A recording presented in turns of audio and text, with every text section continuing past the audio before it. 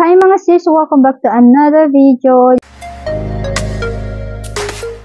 This is Ma'am Chueng. Kung bago pa lang kayo dito sa aking YouTube channel, please do subscribe and click the notification bell para lagi kayong ma-update sa mga videos na i-upload ko dito sa aking YouTube channel. Today is Sunday.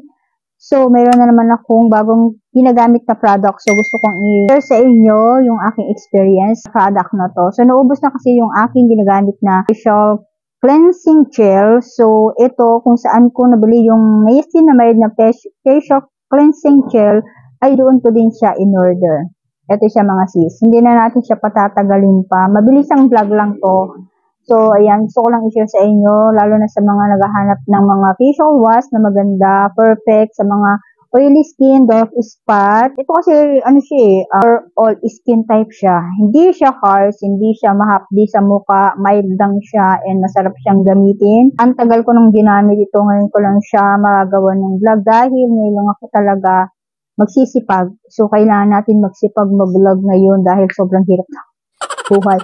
So guys, alam nyo, kung napapansin nyo, medyo matagal-tagal akong hindi nakakapag-upload is because yung mga ginagamit kong product dito ay ginagamit ko muna ng sobrang tagal. Mga 1 month, 2 months, ganyan. O pinakamatagal na siguro yung 1 month. Pero minsan 3 weeks, 2 weeks yan bago ko siya gawan ng vlog. Kung sisipagin ang mansion nyo kasi meron pang mga vlog ako doon na i-edit. Pero ito, gusto ko na siya talagang gawan kasi paubos na siya mga sisa. Dahil sobrang ganda nito, sobrang nagustuhan ko. Ito na siguro yung isa or pangalawa kong nagustuhan na facial wash na ginamit ko. Dun sa mga nakaraan kong vlog sa inyo guys, ito yung pinaka gusto ko, pinaka favorite ko na siya ngayon gamitin. So, nag-order na naman ako ulit kasi paubos na siya. So, bago siya maubos, gusto ko gawa na siya ng vlog. Ito nga pala si Cica Aloe plus Rice Milk. Ayan, baka mapuno na yung phone ko. Daily Mild Hair Foaming Cleanser. Gently eliminate excess oil on the skin and pores, color skin type. Meron itong 150 grams. Malaki-laki na siya mga sis. Dalawa kami gumagamit nito. Yung aking Junakis at ako. Pero mas madalas ako yung gumagamit. Ginagamit ko siya ng umaga at saka bago ako matulog. And sa tanghali na din pagka sobrang oily yung face ko, ginagamit ko siya. Pinakamaganda dito na nagustuhan ko yung mga ingredients niya guys. Alam niyo kung ano yung pinaka nagustuhan ko dito yung ingredients siya. Meron siyang, asan na ba yun? Ang dami kasi yung ingredients guys. Tapos, made in Thailand to. Ayan, ito. Kung makikita niyo, yan yung mga ingredients niya. Pero, sasabihin ko sa inyo kung ano yung pinaka nagustuhan ko dito sa mga ingredients niya. Meron siyang patinol, retinol, ascorbic acid, tocopherol, tapos niacinamide, centella acetica extract, citric acid, and meron siyang leaf powder, at saka meron din siyang glutathione, at saka kojic acid. So, di ba guys, sobrang gaganda ng kanyang ingredients. Ingredients pa lang perfect na. So, kaya naman sobrang effective niya sa akin. Kung meron kayong mga pekas or dark spot guys, as you can see, itong face ko na to, wala akong nilagay na foundation dyan. So yung suot ko lang na nilagay ko dyan ay sunscreen lang. Fluid ko na yung nilagay ko dito sa face ko na hindi mo na kailangan talagang maglagay ng foundation, kahit yan lang, sapat na siya dahil nakakaputi siya, nakakakinis siya, and talaga naman napaka-glowing na skin ko sa black na yon. Ako kasi nagbago na ako ng ginagamit sa face ko. Gusto ko facial wash na lang kasi napansin ko pag sabon talagang mahapdi yung face ko, and talagang, alam mo yun guys, parang meron ako mga nararamdaman na tusok-tusok. So, mas lalong dumadami yung mga pekas ko. And ngayon, nagsisinipisan na, ayan. Hopefully na sana magtuloy-tuloy ng matanggal to. At meron pa akong isang ginagamit kong serum na napakaganda guys. Sobrang effective niya. Talagang nababawasan yung mga pekas ko. Hindi siya dumadami. Unlike before nung hindi ako gumagamit nito. Dito, nagkakaroon na ako dito. Pero ngayon, tingnan niyo naman mga sis. Hindi na siya ganun kakapal. Manipis na siya. Meron pa rin naman guys. Pero nakakatulong talaga siya na matanggal yung mga dark spot ko. So, nakakatulong tong facial wash na to.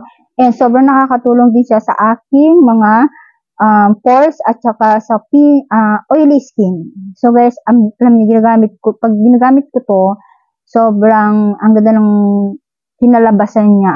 Ang ganda ng effect niya, nakakakinis siya, and anong tawag doon? Talagang mararamdaman mo na nalilinis niya yung face mo, talagang natatanggal niya yung mga oily skin mo, yung dirt ng skin mo, ganyan. Tapos, mapapansin mo, mabilis din siya umeffect mga sis. Nakakaputi siya talaga ng face. And then, talaga nakakalighten siya ng mga dark spot. So, habaan nyo lang yung pasyensya nyo sa paggamit ng ganito dahil kailangan tuloy-tuloy lang ng tuloy-tuloy hanggang sa talagang mawala na yung mga dark spot mo at pekas mo. So guys, walang polvo yan, walang foundation yan, para makita nyo yung dark spot ko. Oh.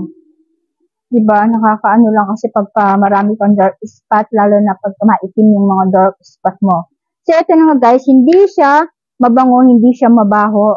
Yung ginamit ko before, yung binlog ko, yan siya. Kung di nyo pa napapanood yan, maganda din siya. Pero mas bet ko to kasi nga, hindi siya gel. Kasi yung gel parang madulas-dulas siya sa face pagkatapos mo siyang gamitin. Pero ito napakaganda ng kanyang, ganito yung itsura niya, ng kanyang effect. Binalik ko pa yan. Ayan, ganyan yung itsura niya mga sis. Tapos hindi siya mabaho. Tapos guys, pag ginamit mo siya, talagang pag hinaplos mo yung face mo, talaga namang parang malinis talaga yung face mo. At saka ang lambot ng face mo after mo siya gamitin. At alam niyo kung may mga pores kayo na nagsisilakihan na pores, ito natutulungan niya talaga yung pores niyo na i-close. Lalo na sa umaga, pag gising niyo sa umaga mga sis, ang ganda ng face nyo. Very oily naman. So, kung oily kayo, talaga makikita nyo oily dito. Dito kasi ako oily, guys. Saka dito.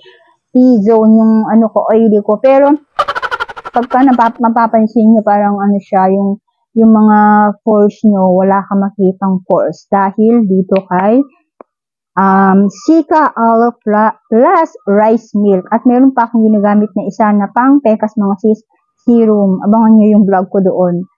Gusto kong i-share sa inyo para na rin sa mga may pekas. Alam niyo, napansin ko ngayon guys, sobrang yung mga tao, siguro mga nasa edad, ano na yun, 40 o 30 plus, ang daming pekas, guys, pekas. Sobrang daming pekas na nakikita ko. Grabe, lahat na lang kung saan ako lumingon, may pekas, may pekas, may pekas. So sabi ko, kailangan, hindi ko alam kung uso ba yung pekas or what, pero grabe, ang dami ko nakikitang may pekas mga sis. Even spot, doon mo siya nakukuha, tapos dun sa araw, kung lagi kang naiinitan o natatamaan ng araw, magkakapekas ka. At saka sa mga ginagamit nyo na matatapang, like yung mga sabon, rejuvenating, or kung nagto-toner kayo, may ginagamit akong toner ngayon, tinry ko siya, gagawin ko din ng vlog yun. Umpisa ko lang ng isang araw.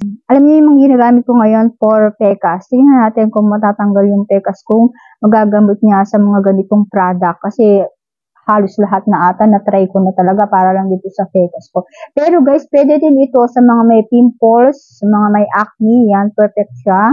Lalo na talaga sa oily skin. Guys, napakaganda nito. Hindi ako nagpa-breakout dito sa Cica Aloe Plus Rice Milk na to. Alam niyo naman yung rice milk before, di ba? Talaga naman nag-trending talaga to. Kasi maganda nga siya. Yung pinaghugasan ng bigas, talagang ginagamit ko isang panghilamos. Hindi ko alam bakit ginagawa ko din yun. Sobrang kasi dati, sobrang trending kasi talaga ng mga pinaghugasan ng bigas para sa mukha, lalo na sa mga may pimples. Sobrang ganda nito.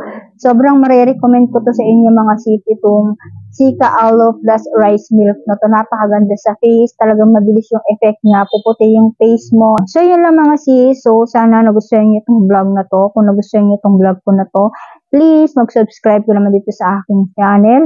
At i-like mo na din to kung nagustuhan mo itong vlog ko ngayon. So, thank you for watching. Try nyo na to. Maganda siya.